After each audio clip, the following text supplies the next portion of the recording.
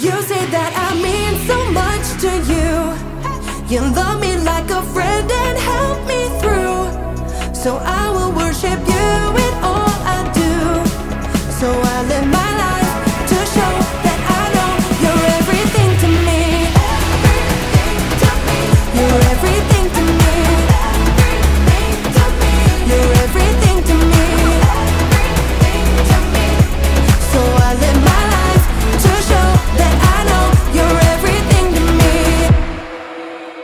You taught us a brand new way to follow you in what we do and say. Jesus, you are for us. Help us be more like you every day.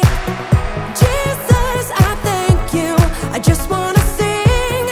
You're all that I need. You say that I mean so much to you. You love me like a friend and help me through. So I will worship you in all I do. So I live my life to show that I know you're everything to me. You're everything to me. You're everything to me. So I live my life to show that I know you're everything to me. I'm gonna lift my voice to you. Jesus, you make me sing.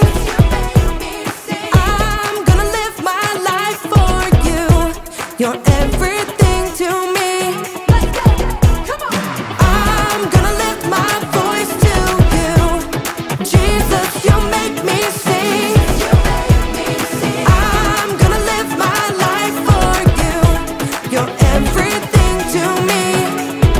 You say that I mean so much to you.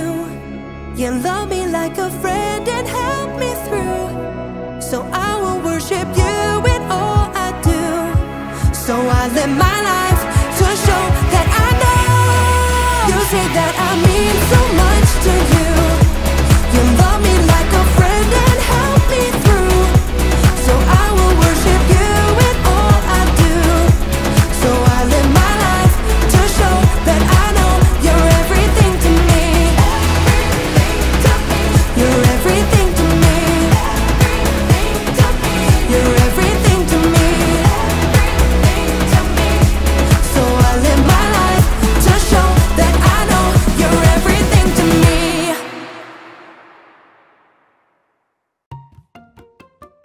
Welcome to Story Lab. This week, we're talking about respect, while we take a look at the story of someone who needed help in a big way.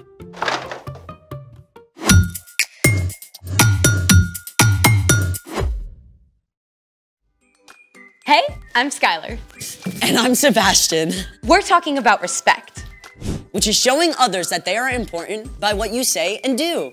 In today's story, we're going to hear about someone with complete power to do impossible things. So, I thought we should try something impossible. But if it's impossible, then we can't do it. This is just for fun. And if we can do it, then it's not impossible. Okay, seemingly impossible. Great, let's try it. Actually, I made a whole list of impossible things. What's the first one? Number 1, it is impossible to lick your own elbow. What? I could totally do that. Baby? Ugh.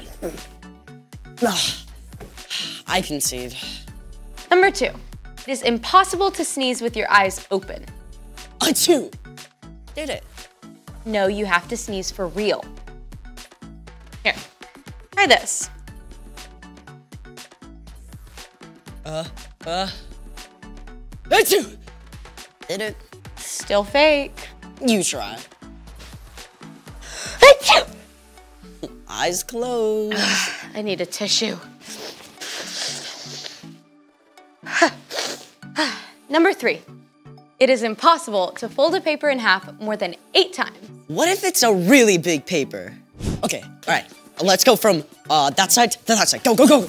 Okay, I'll stay on this side and then we'll come together. Get over there. Yeah, that side, that side. Okay. Okay. Ready? 1. Okay. Okay, this is 1. Remember, keep 1. track. Is it straight? Fold it. Let's hold it down.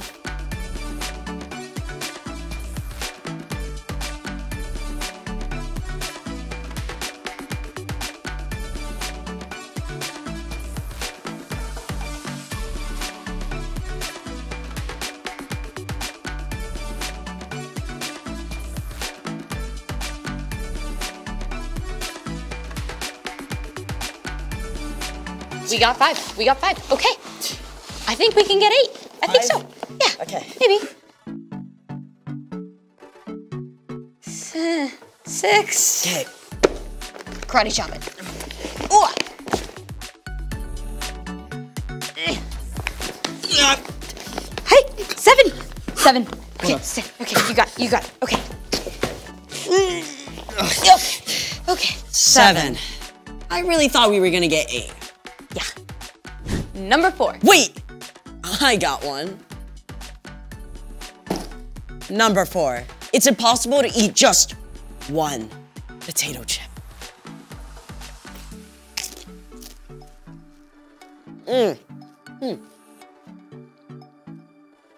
Delicious. See? Just because you have 0 self-control doesn't mean it's impossible. I can totally eat just one chip. Here. These aren't even really that great. I mean, they're not even potato. They're like mushed corn, rice, and chemicals all toasted up and sampled out. Just tricking our brains into thinking they're salty, crispy, potato.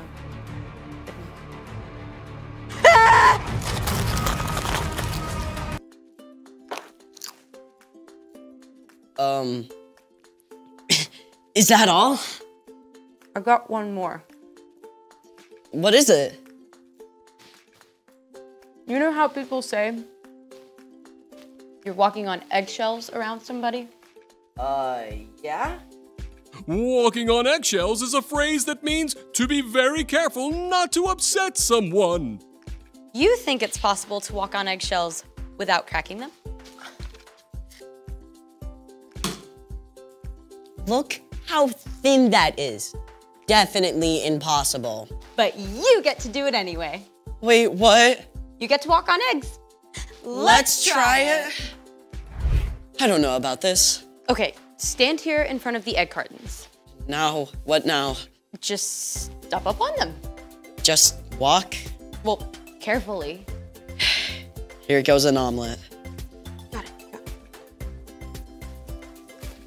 The curved arch of the eggshell distributes pressure evenly all over the egg rather than concentrating it on one point. That's why engineers even use arches in designing buildings and bridges.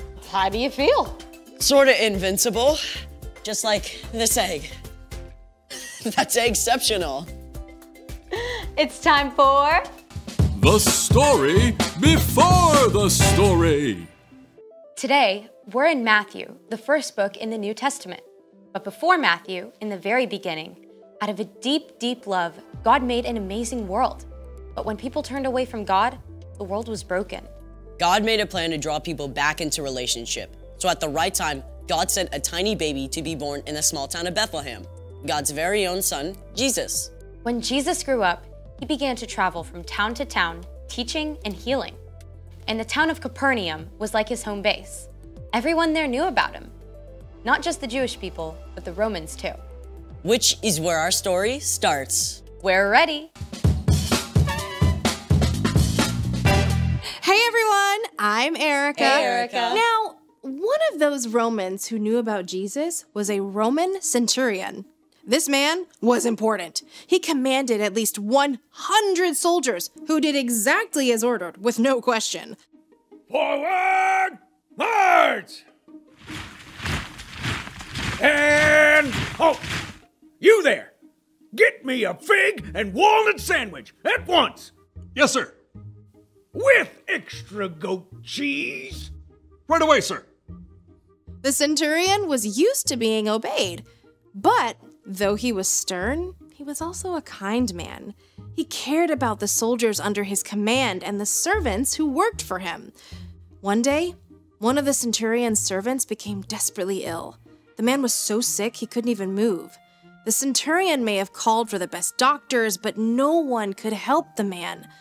So, the centurion did the unexpected. He went to a Jewish rabbi, Jesus, and begged for help. Lord, my servant lies at home and can't move. He's suffering terribly. Shall I come and heal him? Now you have to understand, going to the home of a non-Jewish person would make Jesus unclean. It was completely against Jewish custom, but Jesus cared more about the sick man than what people might say. It turned out the centurion did not ask Jesus to come to his home. Instead, he said, Lord, I am not good enough to have you come into my house. But just say the word and my servant will be healed. I myself am a man under authority. And I have soldiers who obey my orders. I tell this one go and he goes. I tell that one come and he comes. The centurion knew exactly how true authority works. He knew that when he gave a command, he spoke with the power of the Roman emperor, and it would be carried out instantly.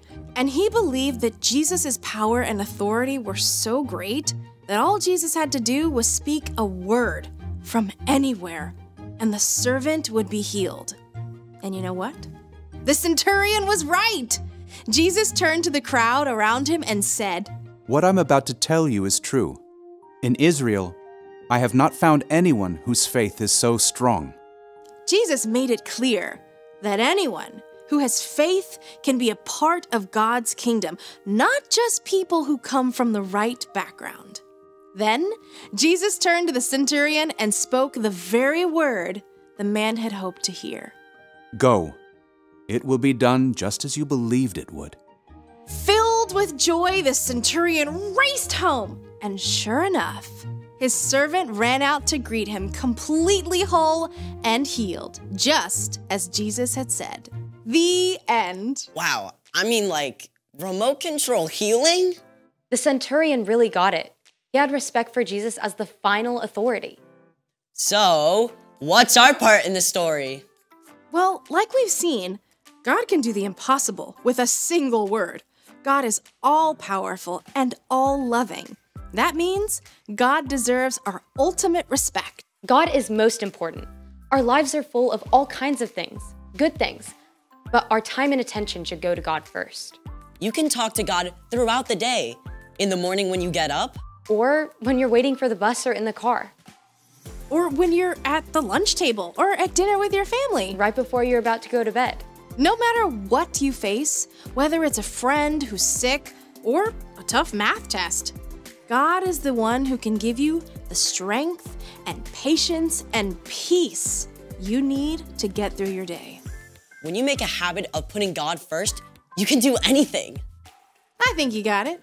I'll see y'all next time. Bye, Erica. So here's the thing. Remember, God is most important. Okay, I want to do the egg thing. Hey, don't you need to take off your shoes?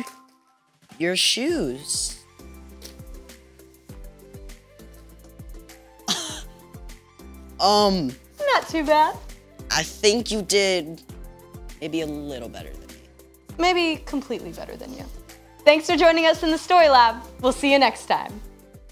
Hey friends, it's time to review the memory verse for this month. Now, I know you have been working so hard on putting it in your brain and memorizing it because it's so good and important for us to read our Bible so that we can know and understand God better. So this month has been all about respect, and this memory verse helps us to remember how God wants us to treat others. Say it with me.